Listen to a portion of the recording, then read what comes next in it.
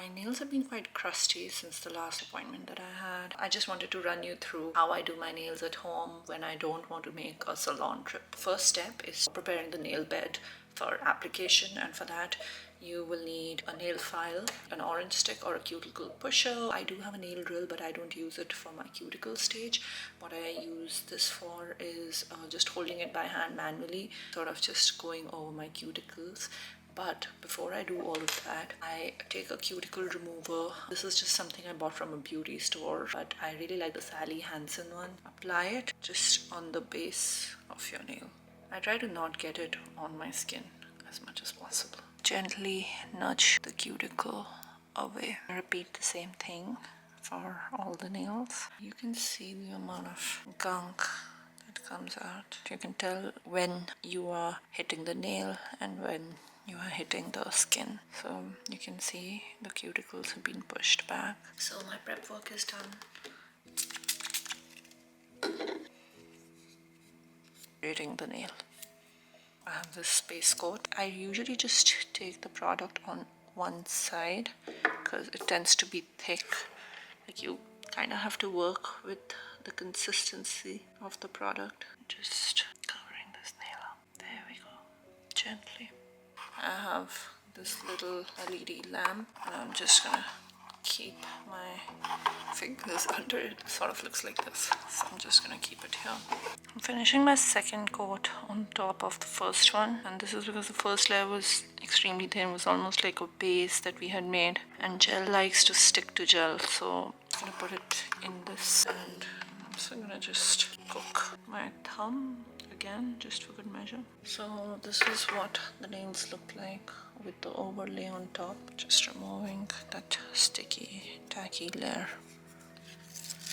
It's got all these gel colors which are almost translucent. Use the white to just give myself a fringe, and over and above this is when I will put the pink. I have some of these lint-free Q-tips of sorts. I'm just gonna clean this shape up. This palette is a palette of very milky colors. It's not supposed to be an opaque color palette. The thing is, my natural nails are quite transparent. What that ends up doing is that it looks uneven. I'm just tidying it up so that it doesn't look dirty. I'm gonna cure this, and I think I might do a thin white layer again, but this time on the full nail, and then I would go over with the pink.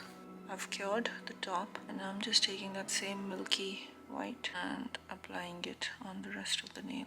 The difference between these cream palette style gel polishes and polishes from a bottle, these tend to be slightly clumpy. So maybe they've not perfected the formula yet, or maybe it's semi-solid already, right? Because that's why it stays in the palette like that. I find white nail paints just so fascinating. There's something so delicate about them, especially when they're translucent. This nail paint looks like it's a very bright, almost like fluorescent pink, but when you apply it, you realize what a mild milky pink it is. It's such a cute color, I love it. By giving that white milky base, what I tried to do was retain some translucency, because this is a translucent nail paint look, but I covered up some of the natural imperfections that my nail tends to have. Those 5 different colors that my nail tends to have. While I'm doing this, I want to rule out any pooling. So here's the difference. This one's the white one, this one's the one with the pink layer on the top. I wonder if you can tell any difference at all. I can, but I think in the camera it barely registers, and that's literally the point of this. Like, you just want nails to look clean. This is the final look, what my nails look like. They're not perfect, but I did them on my own and I really enjoyed doing them. These nails look so delicate and natural, and in fact this is my standard look that I like. If I were to get this at a salon, I would typically just tell them to stop at an acrylic nail refill, because more often than not they just kill the opaqueness, unless you go to a really high-end salon and then they have all these milky nail paint colors with them.